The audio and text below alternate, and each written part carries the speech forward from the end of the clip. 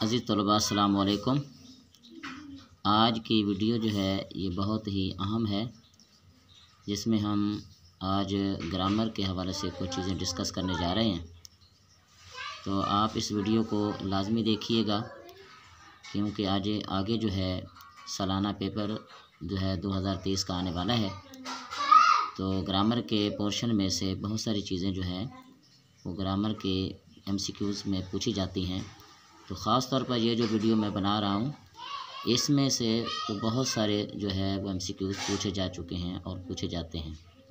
तो इस लिहाज से ये वीडियो बहुत ही अहम है। इसको अपने गौर से सुनना भी है और समझना भी है, ताकि ये आपकी समझ में आ जाए और आपके जो है इम्तिहान में ये चीज़ें आपके काम आ सकें। तो हम चलते हैं अपनी वीडियो की तरफ। तो ये है जी हमारे पास सामने मुरक्कब या कलाम। मुरक्कब या कलाम किसे कहते हैं, इसकी ज़रा डेफिनेशन या इसकी तारीफ़ ज़रा समझ लीजिए। मुरक्कब जो है दो या दो से ज़्यादा अल्फाज के मजमूए को मुरक्कब या कलाम कहते हैं। बेसिकली मुरक्कब की दो किस्में होती हैं, मुरक्कब नाकिस और मुरक्कब ताम।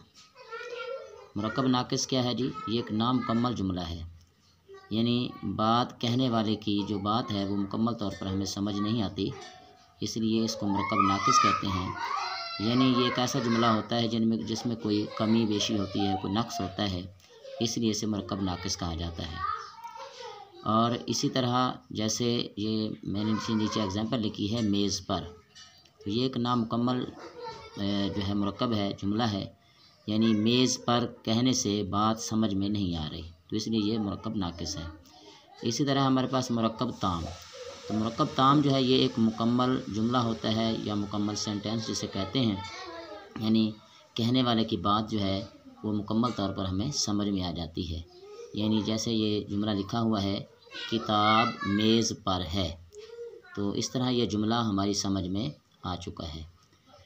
यानी पीछे आप जुमला देखें मुरक्कब नाकिस में, तो मेज़ पर जो है ये मुरक्कब नाकिस है, किताब मेज़ पर है, तो ये एक मुकम्मल जुमला है, इसे मुरक्कब ताम कहते हैं।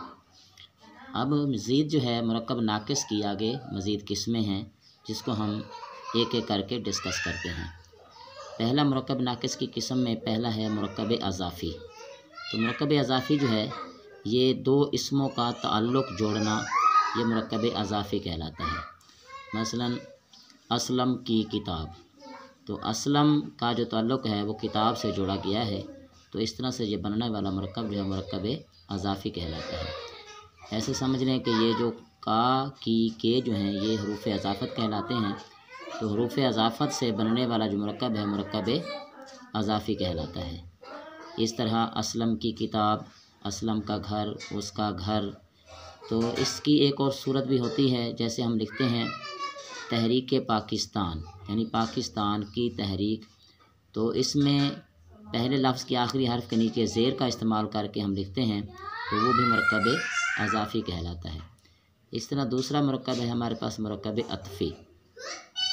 दो इसमों को मिलाना, दो इसमों को मिलाना ये मुरक्कब अत्फ़ी कहलाता है। जैसे दिन और रात, हमने दिन और रात को, दिन रात को आपस में मिलाने के लिए और का लफ्ज़ इस्तेमाल किया है, तो ये हरूफ़ अतफ़ कहलाता है। इस तरह से ये बनने वाला मुरक्कब मुरक्कब अत्फ़ी कहलाता है। दिन और रात, सुबह और शाम, तो इस तरह यानी दो इसमों के दरमियान अगर हम और लगा देते हैं, तो इस तरह से बनने वाला जो मुरक्कब है मुरक्कब अत्फ़ी बन जाता है।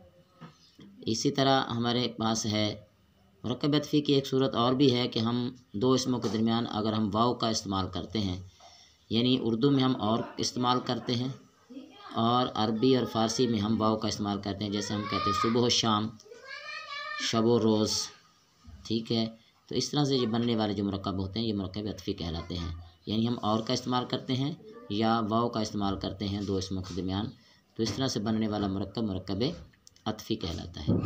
इसके बाद आ जाता है हमारे पास मुरक्कब तौसीफ़ी, यानी किसी इसम की सिफ़त बयान करना, किसी इसम के साथ उसकी सिफ़त लगाने से मुरक्कब तौसीफ़ी बनता है। जैसे नेक आदमी, तो आदमी के साथ हमने उसकी सिफ़त लगाई है नेक आदमी। इस तरह और बहुत सारे यानी मुरक्कब बनाए जा सकते हैं, यानी खूबसूरत फूल, और सुर्ख फूल, ठंडा पानी, गर्म चाय। तो इस तरह किसी इसम के साथ उसकी जब सिफ्त लगा दी जाती है तो वो मुरक्कब तौसीफ़ी बन जाता है। इसके बाद आ जाता है हमारे पास मुरक्कब अददी। किसी इसम के साथ उसकी तादाद लिखना, ये मुरक्कब अददी बन जाता है। जैसे हम लिखते हैं 5 किताबें, तो किताबों के साथ हमने उसकी तादाद लिखी है 5 किताबें, 10 लड़के। तो इस तरह ये मुरक्कब अददी बन जाता है। इसके बाद है मुरक्कब इशारी। तो किसी दूर या नज़दीक की चीज़ की तरफ इशारा करने के लिए जो मुरक्कब बनता है वो मुरक्कब इशारी कहलाता है। मसलन वो मदरसा, ये किताब वगैरह। यानी हम इंग्लिश में हम दैट दिस का इस्तेमाल किया करते थे, यानी दूर की चीज़ की तरफ या नज़दीक की चीज़ की तरफ इशारा करने के लिए हम वो और ये का लफ्ज़ इस्तेमाल करते हैं। तो ये मुरक्कब ये जो है हरूफ इशारी कहलाते हैं। तो इस तरह से बनने वाला मुरक्कब मुरक्कब इशारी बन जाता है। इसके बाद हमारे पास मुरक्कब जारी। किसी इसम के साथ हरफ जार लिखने से मुरक्कब जारी बनता है। जैसे लाहौर तक, छत पर। लाहौर इसम है और तक जो है ये हरूफ जार है। इसी तरह छत जो है ये इसम है और पर जो है ये हरूफ जार है, जिसको हम इंग्लिश में प्रेपोजिशन कहते हैं। इस तरह हमारे पास है मुरक्कब ताबे मौजू। दो बामानी लफ्ज़ों को मिलाकर पढ़ना, दो बामानी लफ्ज़ों को मिलाकर पढ़ना ये मुरक्कब ताबे मौजू कहलाता है। चाल ढाल, यानी हम अपने घरेलू बोलचाल में या रोज़मर्रा की बोलचाल में जो है कुछ इस तरह के लफ्ज़ इस्तेमाल करते हैं कि हम लफ्ज़ों को मिलाकर पढ़ते हैं। तो अगर दो बामानी लफ्ज़ों को मिलाकर पढ़ेंगे तो वो मुरक्कब ताबे मौजू बन जाएगा। जैसे चाल ढाल, चाल भी बामानी है और ढाल भी बामानी लफ्ज़ है। इसी तरह हमारे पास मुरक्कब ताबे मुहम्मल।